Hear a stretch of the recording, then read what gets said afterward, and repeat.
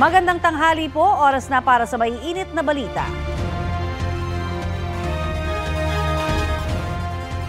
Lampas isang linggo na mula na magsimula ang paghahanap sa mga nawawalang sabungero dito sa Taal Lake. At live pa rin po ako dito sa Laurel, Batangas para ihatid ang latest dyan. Ito naman ang iba pang malalaking balita.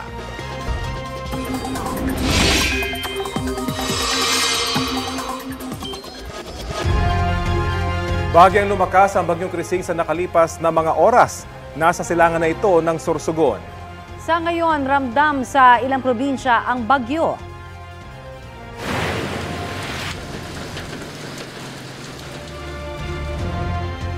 Malalakas na ulan ang naranasan sa Bulan, Sorsogon. Nakabantay na ang Municipal Risk Reduction and Management Office sa epekto ng Bagyong Krising sa bayan at pati na sa buong probinsya. Pinag-iingat din ang mga maliliit na bangkang pangisda sa malakas na hangin at mataas na alon sa laot. Sa Ilagan, Isabela, makulimlim na ang ilang lugar doon. Naka-blue alert status na rin ang lungsod bilang paghahanda sa posibleng epekto ng Bagyong Krising. Nakataas din sa signal number 1 ang buong probinsya ng Isabela dahil sa Bagyong Krising. Ayon naman sa Philippine Coast Guard, mahigit 100 pasahero ang stranded sa mga pantalan sa Eastern Visayas dahil sa Bagyong Krising. Dito naman po sa Metro Manila, halos mag-zero visibility ang ilang bahagi ng Quezon City dahil sa malakas na ulan kagabi. Binaha rin ang bahagi ng Ortigas Avenue malapit sa EDSA. Sa Maynila, nagmistulang ilog ang bahagi ng Taft Avenue sa United Nations. Ayon sa Pag-asa, ang nararanasang pabugso-bugsong pag-ulan sa Metro Manila ay dulot naman ng hanging habagat. Mainit-init na balita dahil po sa Bagyong Krising, isinailalim sa rainfall advisory ang Metro Manila. Ayon sa Pag-asa, apektado rin yan ang Laguna, Batangas, Cavite, Rizal, Bulacan, Nueva Ecija at ilang panig ng Quezon Province. Tatagal ang rainfall advisory hanggang alas 2 mamayang hapon. Itinaas naman ang storm surge warning sa ilang coastal areas ng Cagayan at Isabela. Maaari raw umabot sa 1 hanggang 2 metro ang taas ng raragasang tubig mula sa dagat. Ang posibleng storm surge o daluyong ay inaasahan sa loob ng 48 oras at kung aabot na sa tropical storm category ang Bagyong Krising. Ang latest bulletin ng Pag-asa kaugnay sa Bagyong Krising ihahatid namin maya-maya lamang. Humupa na ang baha sa malaking parte ng Cebu kasunod po ng naranasang malakas na pag-ulan doon. Umabot pa ng hanggang dibdib ang taas ng tubig sa ilang barangay. Balitang hatid ni Jomer Apresto. Rumaragasa ang tubig sa pababang bahaging yan ng kalsada sa Cebu City kahapon. Ayon kay News Cooper Daisy Salyot Manyalag, dahil yan sa walang tigil na ulan sa lungsod. Marami ang stranded dahil sa baha. Ang isang motorcycle rider, itinulak na lang sa kalsada ang kanyang motor. Makikita rin sa mas mataas na bahagi ng kalsada ang mga motor na doon muna ipinarada. Sakuhan namang ito sa isa pang kalsada, kasabay ng agos ng baha ang mga basura. Hanggang dibdib naman ang tubig sa barangay Basak Pardo. Binaha rin ng Talisay City sa Cebu. Pinasok pa ng tubig ang ilang bahay at establishmento roon. Mabagal naman ang daloy ng trapiko sa Mandaue, Cebu dahil din sa baha. Ang ilang residente tulad ni Yus Cooper Hill Antecristo, sumilong na lang muna habang hinihintay ang pagtila ng ulan. Dahil sa baha, nag-abiso ang City Command Center sa mga motorista kaugnay sa mga kalsadang hindi muna nadaraanan. Malakas din ang ulan sa Lapu-Lapu, Cebu na nagdulot din ng baha sa ilang kalsada. Ayon sa Pag-asa, hanging habagat ang nagdulot ng malakas na pag-ulan sa iba't ibang bahagi ng Cebu. Jomer Apresto nagbabalita para sa GMA Integrated News. Banned na sa ride-hailing app na InDrive ang driver na nahulikam na nakikipagtalo sa kanyang pasahero matapos sumunod silang ibaba sa maling lugar sa Binondo, Maynila. Bakit niyo po pinin? Ay bakit po kayo nag-aano sa akin? Kaya nga po may maps nga po kayo. Kaya tanong ko nga kayo sa'yo, ma'am, di ba? Nagkamali naman kasi. Okay na yun. Huwag kang magsasalita ng gonggong. Para kayong... Ano? Parang ano? Alam mo problema mo, pwede. Oh, May problema ba? kuya. Kasi nag-pin po ako, hindi kaya nga po. Kaya nga, bakit po hindi po kayo...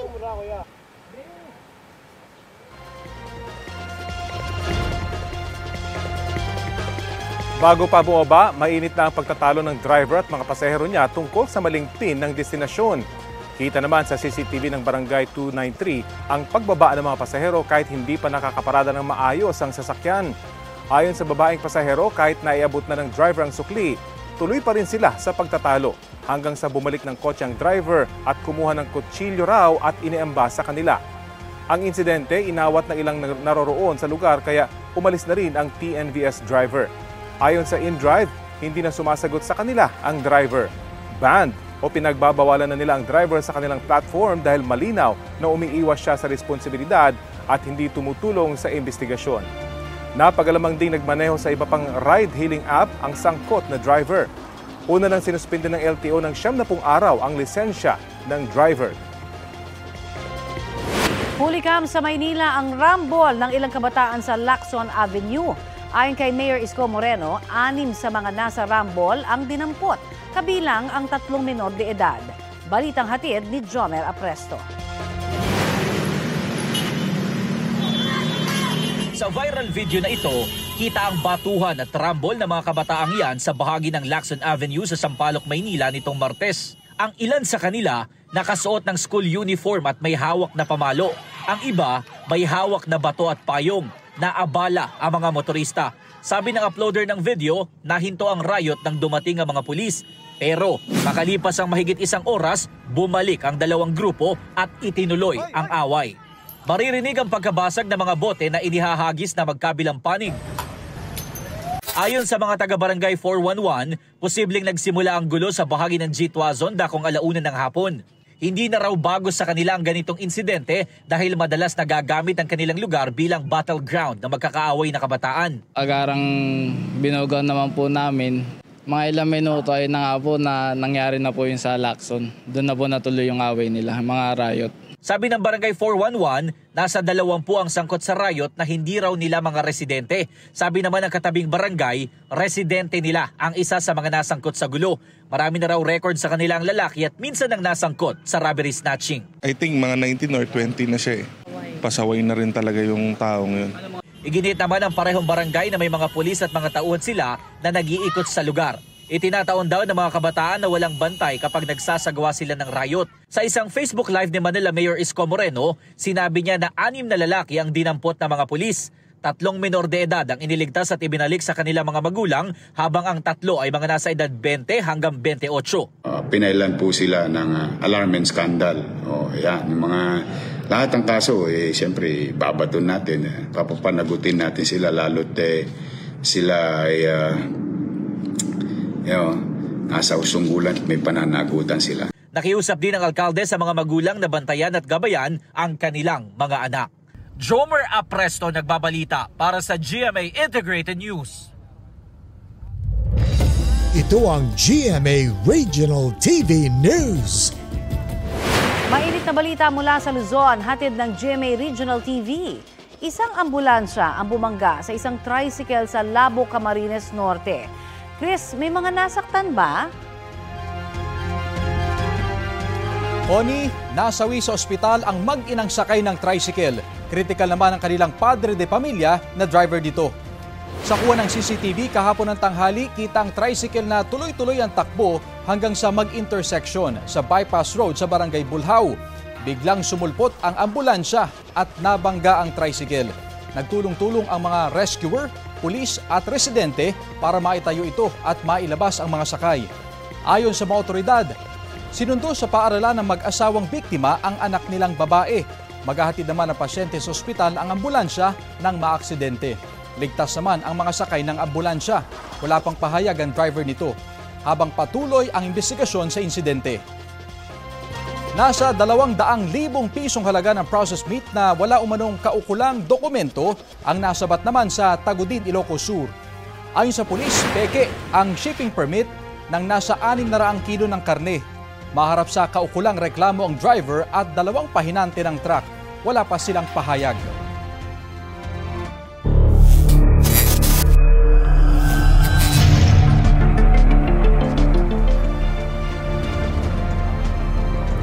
Day 8 na po nitong paghahanap ng Philippine Coast Guard sa mga labi ng mga nawawalang sabongero dito sa Taal Lake. Kanina alas 8 ng umaga na tumulak ang mga divers papunta sa search area. Malapit lang sa lugar kung saan sila nag-dive kahapon, dala pa rin itong kanilang underwater remotely operated vehicle. Systematic daw ang ginagawang scanning ng kanilang ROV sa lake floor gamit ang 15,200 lumens na ilaw nito. Umaabot sa 746 na talampakan ng tether nito o yung kabling nakakabit sa controller na nasa ibabaw ng bangka. Hindi raw nila pinalalagpas sa 4 na oras ang operasyon ng ROV para mapanatili nito ang optimal performance ng underwater drone at maging ligtas ang operasyon nito. Hanggang ngayon, hinintay pa natin kung maglalabas ang PCG ng video ng kanilang underwater operation. Makulimlim pa rin ang panahon dito sa Laurel, Batangas pero kalmado naman itong lawa kaya inaasang tuloy-tuloy ang dive operation ng PCG. Mahigit 20 milyong pisong halaga ng hinihinalang shabu ang nasabat sa isang lalaki sa Pasig. Ang suspect sinabing sa korte na lang siya magsasalita. Balitang hatid ni EJ Gomez. Sa gilid ng kalsadang ito sa barangay Pinagbuhatan sa Pasig City, pinosasan at inaresto ng pulisya ang lalaking nahuling may bit-bit na kilo-kilong kontrabando. Ayon sa pulisya, nakipag-beat up ang 25 anyos na suspect sa kausap niyang buyer alas 11 kagabi. Sakay ng motorsiklong ito ang high-value target nang mabilhan siya ng mga operatiba na nagpanggap na buyer sa drug buy bust operation dito sa tabing kalsadang ito sa Kenneth Road siya, agad na inaresto. Ang modus nito ay meet up.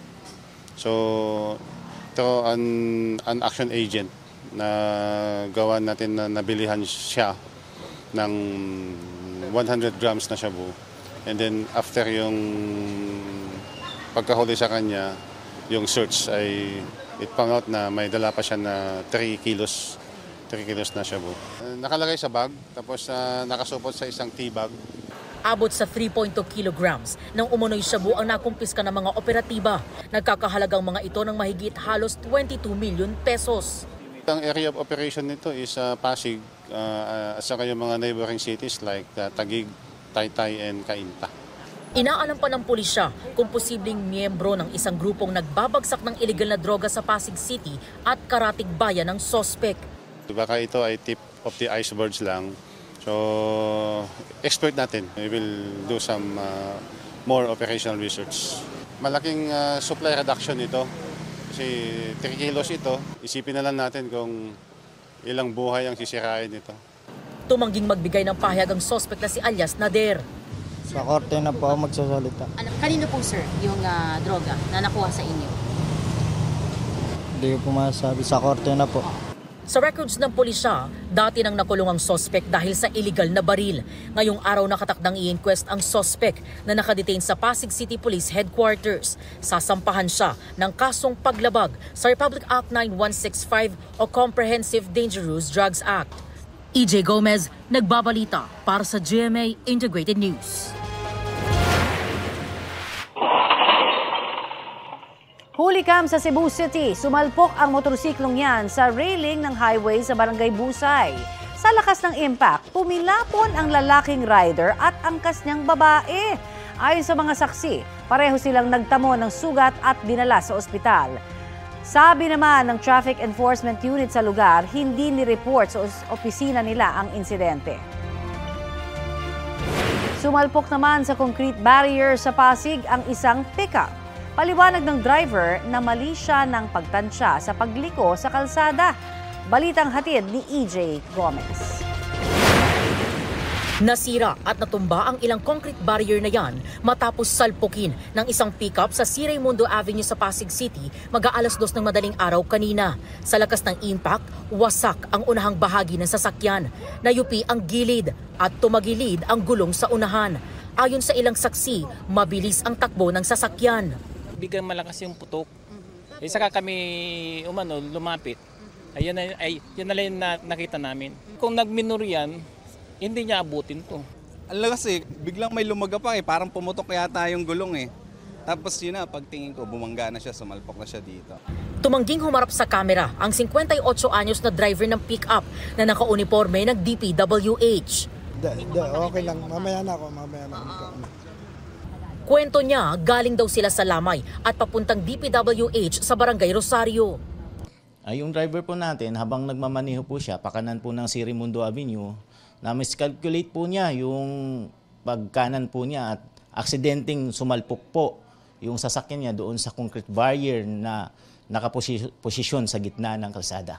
Kompleto naman po siya, mayroon naman po siyang lisensya at mayroon naman po yung rehistro yung sasakyan po niya. Sakay ng driver ang 3 babaeng kaanak nito.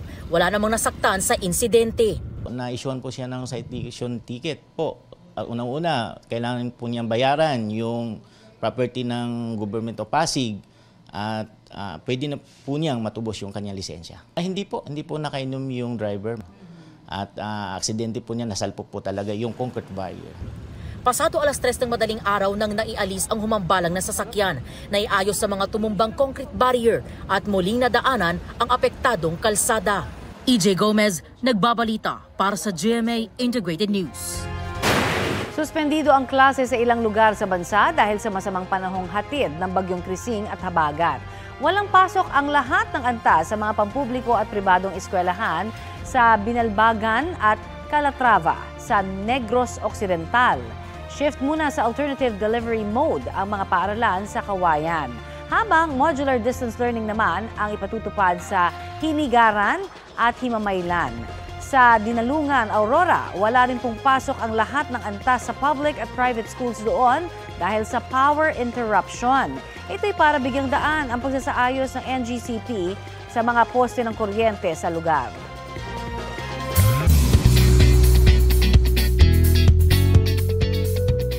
Happy Thursday mga mare at pare, ni-reveal ni Sparkle Opa Kim Jisoo ang favorite niyang katrabaho sa GMA Prime series na Sanggang Dikit for Real. Chika ni Jisoo, si Kapuso Drama King Dennis Trillo ang favorite niyang workmate sa series. Professional at funny raw ang aktor.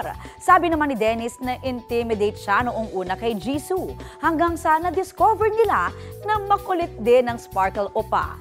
Nakakasana rin daw ang TikTok collab ni na Dennis at Jisoo. Magaling siya mag-adjust at makisama sa mga katrabaho. Masaya kasi naka-adapt siya dito sa sistema ng mga Pilipino kung paano paggawa ng mga teleserye. Napapanood na si Jisoo bilang isang hired assassin sa Sanggang Dikit for Real. Aminado ang Sparkle Opa na nag-adjust siya sa kanyang character at pati na sa ilang fight scenes. In the Black Rider, it was kind of good way character. He just like protect someone, but here is opposite to justice. He killed the people for money. He's totally bad guy. Fight scene is always hard, and during the hot weather, it's really make me exhausting.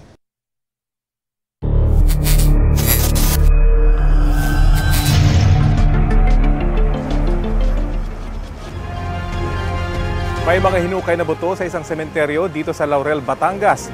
Hinala ng mga otoridad, may kaugnayan sa kasiyan ng mga nawawalang sabongero.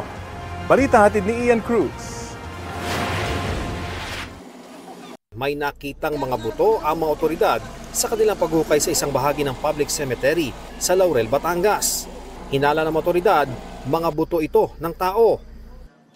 Ayon sa sepulturero na nakausap natin, 3 bangkay yung nilibing niya sa bahaging ito ng public cemetery dito sa Laurel, Batangas. Ayon sa kanya, hindi magkakasabay yung paglilibing niya dahil magkakahiwalay daw na natagpuan doon sa isang bulubunduking bahagi ng bayang ito yung mga bangkay at yung iba naman ay doon pa sa ibang area at inatasan lamang daw siya na ilibing nga dito sa lugar na ito yung mga bangkay. At sa ngayon naman ay aalamin ng mga otoridad kung yung bang mga inilibing na bangkay dito ay may koneksyon doon sa mga hinahanap na mga nawawalang sabongero. Ayon sa sepulturero, inilibing niya ang labi, may 3 hanggang 4 na taon na ang nakakaraan at sa pagkakaalam niya, mga salvage victim ito. Tila matagal na rin daw patay nang sila ay matagpuan.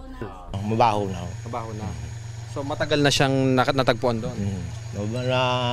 Inuud ng iba. Basta dinideliver lang sa akin yun. Inaabisa lang ako sa akin, pinire-report sa akin na mag-ready at mayroong salvage na ililibing tayo. Habang naguhukay, nakabantay sa lugar ang mga taga-forensic group ng PNP. Naroon din ang mga taga-CIDG, ang pangunahing nag-iimbestiga at local police para sa seguridad.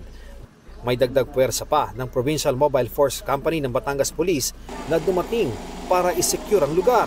Inilagay ng forensic team sa body bag ang mga nahukay na buto. Ipoproseso ito at kukuhanan ng DNA profile para malaman ang pagkakakilanlan ng mga ito. Ayon kay Justice Secretary Jesus Crispin Remulla, ang paghukay ay bahagi ng investigasyon sa nawawalang sabongero. There were some victims found in 2020 that were just buried by the police because nobody claimed them in the Punan area. We are exhuming them now. We are setting up the DNA bank that we need to set up because precisely of those people who are missing. Si Interior Secretary John Vic Remulla nangakong wala silang sasantuhin kaugnay ng kaso. Dahan-dahan talaga nilang tinatahi lahat yan. Pag may natahi na nila, kami nila General Torre mag-aaresto sa kanila kung sino man sila. And I repeat, no sacred cows. Ian Cruz nagbabalita para sa GMA Integrated News. Itinanggi ng tagapagsalita ng Office of the Vice President na konektado pa siya kay Charlie Atong-Ang na itinuturong mastermind sa pagkawala ng mga sabongero. Pinalagan din ni dating Pangulong Rodrigo Duterte ang tila pag-uugnay sa kanya sa issue ng mga nawawalang sabongero. Balita hatid ni Marisol Abduraman. Sabi niya that is preposterous. Yes. That is preposterous. Ito raw ang naging reaksyon ni dating Pangulong Rodrigo Duterte nang sabihin sa kanya ni Vice President Sara Duterte na tila iniuugnay sa dating Pangulo ang issue sa missing sabongero. Kasunod ng pahayag na ito ni Justice Secretary Crispin Remulla. May mga taong parehong involved sa pagpatay ng tao sa drug war at sa isabong. That's as far as we can trace right now, but we will have to establish clearer links to each other. Ang negosyanteng si Atong-Ang ang itinuturo ng whistleblower na si Batidongan na masterminds sa pagpatay sa mga sabongero. Si Ang ay dating kliyente ni Attorney Ruth Castelo na tagapagsalita na ngayon ng Office of the Vice President. Pero paglilinaw ni Castelo, matagal na siyang walang koneksyon kay Ang. Charlie Atong-Ang was my client in 2007 for the crime of plunder. And then we went on probation. We succeeded in seeking for probation, and he was given a 2-year period. In 2009, I just got him. I released him from the Bikutan where he stayed. As soon as he was released from Bikutan in 2009, that was the end of our lawyer-client relationship. He was never my lawyer again. Nasa The Hague sa The Netherlands ngayon si VP Sara para dalawin ang amang nakadetain sa International Criminal Court sa kasong Crimes Against Humanity. Ang bise, nagpasalamat sa mga senador na nagsusulong ng interim release para sa kanyang ama. Kasama niya doon ang kaalyalang si Senadora Amy Marcos. Nitong Lunes lang, inihain ni Marcos ang tinawag niyang President Rodrigo Duterte Act. Panukalang batas ito na nagbabawal sa mga extraordinary rendition o ang sapilitang paglipat sa isang tao mula sa Pilipinas papunta sa ibang bansa nang walang court order. Parusang pagkakakulong ng hanggang 20 taon at multang hanggang 10 milyong piso ang itinakdang parusa sa panukala. Kaugnay sa impeachment, handa naman daw ang bise na harapin ang kaso matapos lumabas sa resulta ng SWS na 66% ng Pilipino ang nagsabi na dapat harapin ito ang impeachment para masagot ang mga aligasyon laban sa kanya. Ipinauubayan na raw ng OVP sa Korte Suprema ang usapin sa impeachment. Pero ayon sa tagapagsalita ng OVP, mas mainam daw kung hindi na ito itutuloy. We'll be very lucky actually as a country because we'll save millions and millions of people of money on the trial that is technically defective from the beginning. Mas marami tayong kailangan na pagkagastahan kesa sa trial na mate-technical rin sa dulo. Ipinagmalaki naman ng OVP ang mga accomplishment ng tanggapan, kabilang ang libreng sakay na umaabot daw hanggang Tacloban City, lugar ni Speaker at later Representative Martin Romualdez. In Tacloban in particular, the Office of the Vice President really needs to provide the help because we have been consistently asked. Naghihingi ang mga tao sa Office of the Vice President. Sinabi rin ni Castelo na ang hindi pagbibigay ng pondo para sa mga proyekto ng OVP at ang hindi pagsuporta sa bise ay disservice sa bansa. Tugon ito ng OVP sa sinasabing spare tire lang ang bise. We need a vice president who is always ready to assume. The services that are now being delivered by the vice president through her office is a way of preparing herself just in case anything happens from now until 2028. And keeping her out of the loop, whoever the vice president is, keeping her out of the loop or not being able to provide funds for her projects and programs, not being able to support the Vice President is a great disservice to the country. Marisol Abduraman, nagbabalita para sa GMA Integrated News.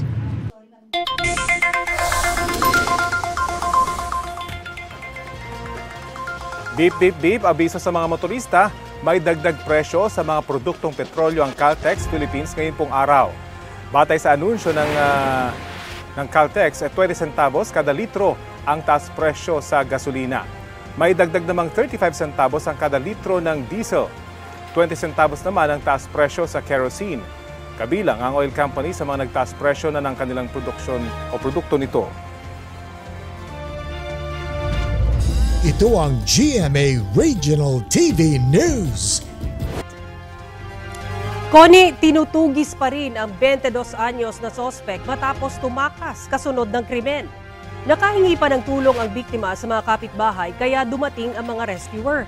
Pero di na siya umabot ng buhay sa ospital. Ayon sa mga otoridad, posibleng ugat ng krimen ang pagtangging makipagbalikan ng 19 anyos na babae. Nakipaghiwalay raw kasi ang biktima dahil sinasaktan umano siya ng sospek. Wala pang komento ang pamilya ng biktima. Matinding pagbaha at pag-ulan pa rin ang nararanasan sa ilang probinsya sa bansa. Sa Tabuk, Kalinga, umabot na sa National Road ang tubig na mula sa bundok. Apektado po riyan ang mga motorista sa kalsada sa Barangay Kalanan. Naranasan yan matapos ang ilang oras na pag-ulang dulot ng hanging habagat. Dahil din sa malakas na ulan, binaha ang ilang lugar sa Lebak, Sultan, Kudarat. Maraming bahay ang pinasok ng tubig matapos tumaas ang antas ng tubig sa mga sapa. Nagsagawa ng rescue operations ang Coast Guard Station doon para iligtas ang ilang pamilyang na-trap sa baha at dalhin sa evacuation center. Buwis-buhay namang tinawid ng ilang motorista ang spillway bridge na yan na boundary ng ilang lugar sa Cotabato City. Umapaw kasi ang Marbol River kasunod ng malakas na ulan. Ayon sa Pag-asa, dulot ng hanging habagat ang nararanasang pag-ulan sa Mindanao.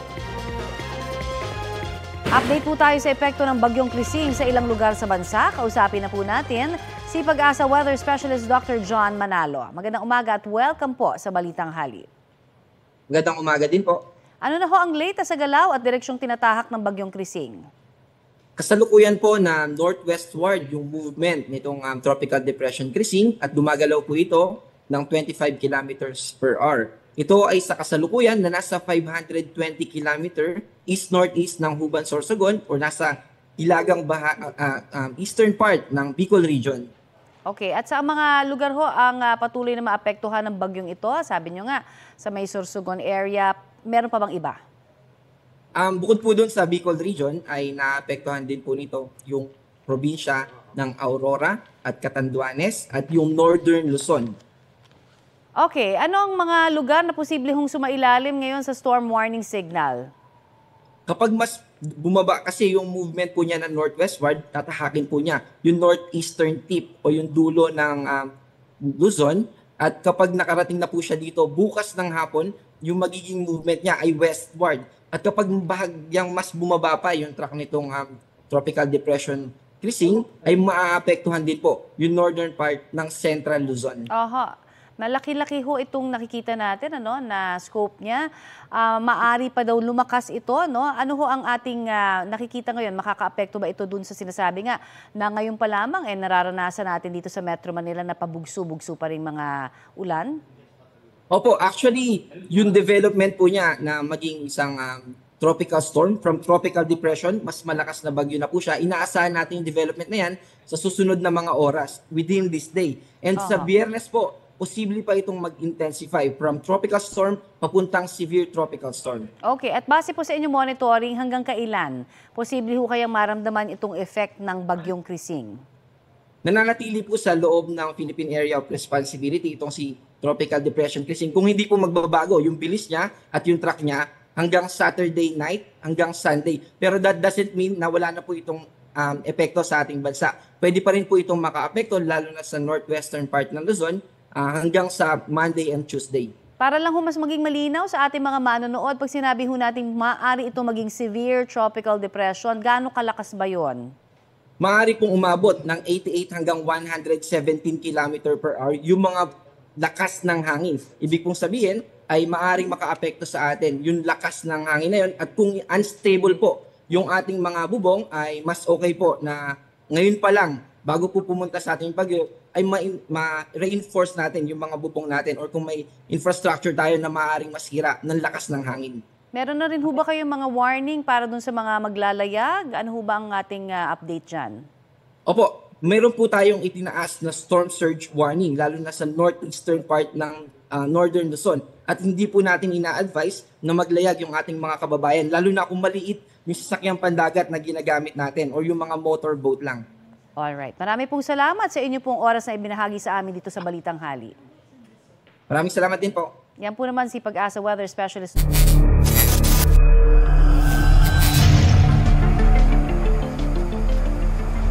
Matapos magsalo-salo sa mga tilapia at bangus na hango mula dito sa Lawa ng Taal sa bahaging ito ng Laurel, Batangas kahapon, namigay naman ng relief goods ang lokal na pamahalaan ngayong araw sa mga apektadong mangingisda.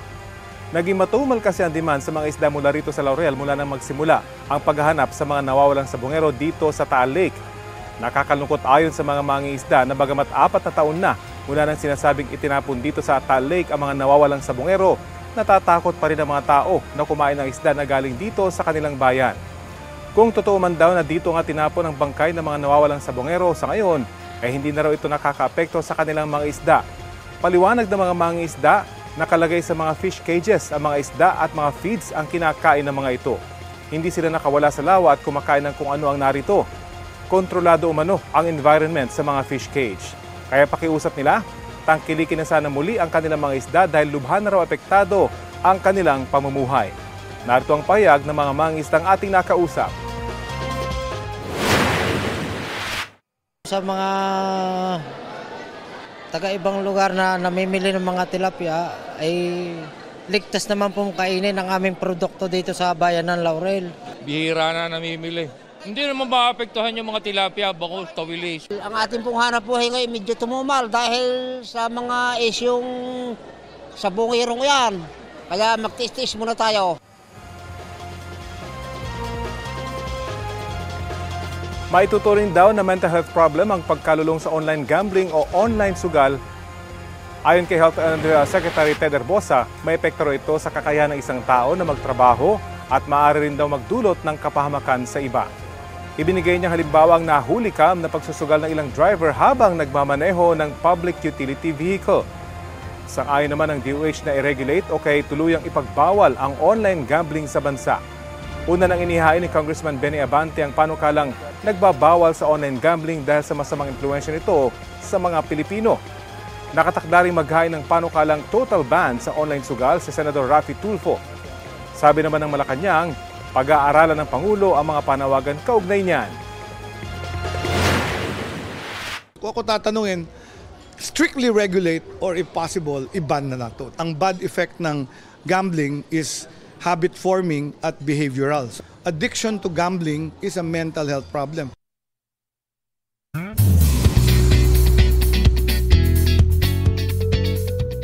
Latest naman tayo sa international showbiz. Naban sa pagmamaneho sa loob ng 6 na buwan ang English actress na si Emma Watson. Yan ang naging hatol ng korte kaugnay sa speeding violation ng aktres noong July 31, 2024. Nahuli noon si Emma na nagmamanehong sasakyan sa Oxford sa bilis na 38 miles per hour. 30 miles per hour lang ang speed limit doon. Pinagmumulta ngayon si Emma ng mahigit 1,000 pounds o katumbas ng halos 80,000 pesos. Wala pang pahayag ang kampo ng aktres. Hindi rin siya dumalo sa hearing kaugnay sa violation.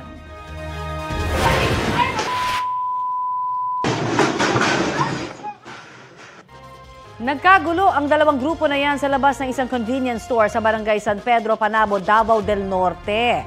Ang insidente, nauwi pa sa batuhan ng portable speaker at upuan. Nahinto lamang nang pumagitna na ang security guard. Batay sa investigasyon, nag-umpisa ang gulo ng kuna ng video at larawan ng isang grupo ang kabilang grupo nang walang pahintulot. Ipinablotter na sa barangay ang insidente. Para naman sa mga nasirang gamit, pinagbabayad ng convenience store ang mga sangkot ng mahigit 10,000 piso. Sinusubukan pa ng GMA Regional TV na kunin ang pahayag ng mga grupong sangkot.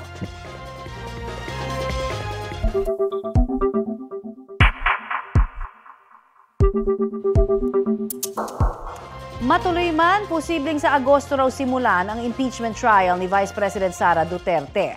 Balitang hatid ni Tina Panganiban Perez. Kahit magbubukas na ang Kongreso sa July 28, posibleng magpalipas pa ng 1 linggo o sa August 4 bago masimula ng impeachment trial laban kay Vice President Sara Duterte. Ayon yan kay Senator Judge Joel Villanueva. Once we were able to organize ourselves, naayos na yung leadership, probably yung mga committees, maka-elect ka na rin ng mga chairperson. At least give it 2 days, session days, maka-take ng oath yung mga bagong senator judges. Kinontra rin ni Villanueva ang giit ng House Prosecution Panel na no choice ang Senado kundi maglitis at magdesisyon sa trial. Pwede anya nilang i-dismiss ang complaint, depende sa kung may humiling at makumbinsi sila. How would I vote? It depends on what I have heard already. It depends on what I have gotten as a senator judge. Kasi kung hindi pa ako ready mag-decide, then I will vote against it. Inihain na ng Senado ang tugon nito sa utos ng Korte Suprema na bigyan ito ng dagdag na impormasyon at dokumento para makapagdesisyon kung pagbibigyan ng hiling na ipatigil ang impeachment. Ayon sa tagapagsalita ng impeachment court, ang posisyon na ipinaabot ng Senado ay hindi ito magbibigay ng mga hinihinging impormasyon dahil Kamara ang nakakaalam ng mga ito. Sabi ng tagapagsalita ng House Prosecution Panel, magsusumite ito ng sagot bago matapos ang 10 araw na deadline. Sabi naman ni Akbayan Party List Representative Chel Jokno na inaasahang magiging bahagi ng House Prosecution Panel. Kailangan mabalanse natin yung kapangyarihan ng Supreme Court. Nakalagay kasi sa konstitusyon natin, pagka mag-convene ang ating Senate bilang impeachment court, sila lang ang may kapangyarihan. Idiniin din ng mga kongresista ang SWS survey kung saan 66% ng respondents ay nagsabing dapat sagutin ni Vice President Duterte ang mga alegasyon sa kanya. Yung 66% na figure, malaki yun, no? Malinaw, overwhelming majority yan sa pamamagitan lang ng impeachment trial, masesettle ito. Tina Panganiban Perez, nagbabalita para sa GMA Integrated News.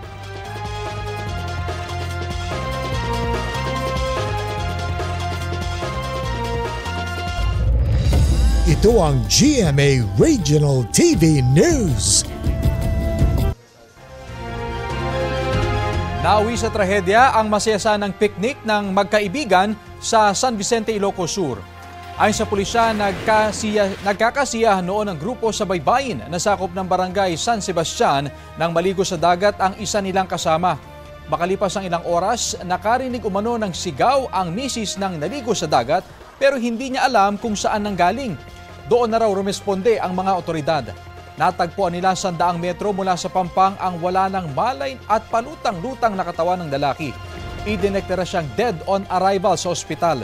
Walang pahayag ang kanyang asawa at mga kaibigan na kasama sa picnic.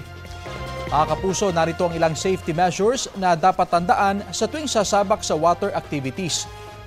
Kung may nalulunod, huwag magsayang ng oras. Ipagbigay alam agad ang sitwasyon sa lifeguard o otoridad na nasa lugar. Gawin ang mouth-to-mouth resuscitation at dalhin agad sa pinakamalapit na ospital o pagamutan ang biktima. Patay ang isang mag-asawang senior citizen matapos pagsasaksakin ng kanilang lalaking manugang sa San Lorenzo, Guimaras. Batay sa investigasyon, napuno ang sospek na nakainom noon dahil laging pinagsasabihan ng mga biktima na huwag dalhin sa kanilang bahay ang kanyang bagong karelasyon. Namatay ang asawa ng sospek noong 1 taon at naulila niya ang 3 menor de edad na anak na nananatili sa bahay ng mga biktima. 2 naman ang sugatan sa insidente matapos umawat sa gulo. Arestado ang sospek na maharap sa reklamong murder at attempted homicide. Wala siyang pahayag.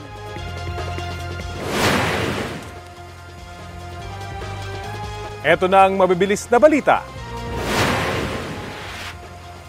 Arestado ang 2 lalaki at isang babae sa drug buy-bust operation sa Taytay, Rizal. Nakuha sa kanilang 120 gramo ng hinihinalang shabu. Sa hiwalay na operasyon sa bayan ng Rodriguez, 2 babae naman ang inaresto. Nakumpiskahan pa sila ng isang baril at mga bala. Sa kabuuan, mahigit 1 milyong pisong halaga ng umunoy shabu ang nasabat sa mga suspect sa 2 operasyon. Walang pahayag ang 5 na aresto. Sa Antipolo, Rizal, nagkarambola ang 3 sasakyan sa bandang Marcos Highway. Inararo ng jeep ang isang tricycle at tinamaan pa ang isang motorsiklo. Isa ang patay habang 9 ang sugatan. Base sa investigasyon, nawala ng preno ang jeep. Tumangging magbigay ng pahayag ang jeepney driver na hawak ngayon ng pulisya. Sasagutin naman daw ng operator ng jeep ang pagpapagamot sa mga sugatan, pati ang pagpapaayos sa pinsala sa mga sasakyan. 11 araw na lamang bago ang ika-4 na State of the Nation address ni Pangulong Bongbong Marcos. Kaya update na po tayo sa mga paghahanda dyan sa ulat on the spot ni Tina Panganiban Perez. Tina? Connie, todo na ang paghahanda ng Kamara sa State of the Nation address sa July 28. Kanina muling ikinabit ang higanting watawat sa Session Hall. 3 araw itong sumailalim sa spot cleaning, wet cleaning sa isang industrial washing machine, pagpapatuyo at plancha. Pagka-deliver ng watawat sa Kamara kanina, nilatag ito sa Session Hall at muling pinansya ang mga gusot. Ikinabit muna ang watawat sa kahoy na pinagagalaw ng isang makina para maayos itong maibalik sa regular na pwesto nito sa Session Hall. Idinaan sa bidding ang pagpili sa kumpanya naglinis sa watawat. Nagsagawa naman ng Civil Disturbance Management Competition bilang pagkahanda sa SONA ang iba't ibang units ng pulisya sa NCR. Personal na sinaksihan ni PNP Chief General Nicolas Torre III at mga pinuno ng Commission on Human Rights. Kabilang dito ang paghawak sa iba't ibang senaryo o sitwasyon tulad ng demonstrasyon at iba't ibang uri ng kaguluhan. Ayon kay General Torre, ito ay paghahanda o rehearsal na para sa darating na SONA ni Pangulong Bongbong Marcos. Tagubilin ni Torre sa pulisya, sa kabila ng inaasahang kabi-kabilang rally, tiyaking protektado ang karapatang pantao at ipatupad lamang ang puwersa na naaayon sa sitwasyon. Connie? Maraming salamat, Tina Panganiban Perez.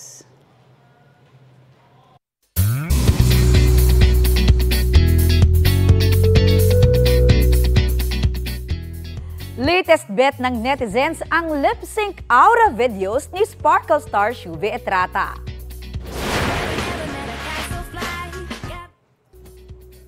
Pati nga sa behind the scene ng glam process, over pa rin daw ang beauty ni Shuvi. Bukod sa pagiging pretty, hindi talaga mawawala ang pagiging comedian ng ex-PBB housemate. May entry na rin siya sa viral throwback audio ni Kapuso Big winner Mika Salamanca. Literal na booked and busy ngayon ang island ate ng Cebu. At kanina lang, nasa unang hirit siya. Bago yan, may kwelang banteran sa social media ang Kapuso Morning Show with its Showtime. Hiniram daw muna nila si Shuvi as host for today's video. Sumingit din sa kulitan ng Kapuso Infotainment Show na pinasarap dahil sa kanila raw mag-guest si Shubs this Saturday. Ang host at certified fangirl na si Cara David may pasilip nga sa aabangang collab. Nag-smart kasi ako. Ako rin! Grabe sa BBB! Tabi-tabi lang kang mascara. Hindi ko tumutulong yung laway ko. Ako sa!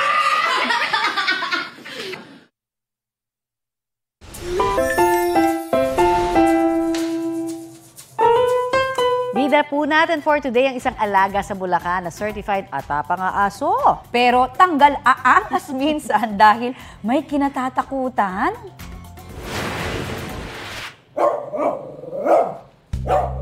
Ay, parang parang malaking aso. Pag nasa bahay, ready sa kanyang duty as bantay ang asong si Winter. Winner sa mga tahol at pagsilip sa bintana. Hashtag Shih Tzu na nakakakilabot. Pero pag dinala na sa clinic ng vet, napapalitan na yan ng takot. Nanginginig si Winter dahil takot daw sa mga tusok ni Doc. Ang doble karang aura ni Winter, halos 150,000 na ang views. Trending! Naku, nakakaawa talaga yung mga aso pagka nanginginig. Parang mga bata rin yan, di ba? Alam nila pagbabakunahan, nasusyokot na sila. Ang kailangan talagang yakapin. Bukod pa siguro dahil malamig ang aircon. Nanginginig si Winter. Alam niya siguro na babakunahan na siya. Yes. Di bali, Winter, meron ka naman 100,000 views. 150? Ay, 150 ba? Yan. At ito po ang Balitang Hali. Bahagi kami ng mas malaking misyon. Ako po si Connie Cizon. Kasama niyo rin po ako, Aubrey Carampel. Live mula rito sa Batangas, Rafi Timo po para sa mas malawak na paglilingkod sa bayan. Mula sa GMA Integrated News, ang News Authority ng Filipino.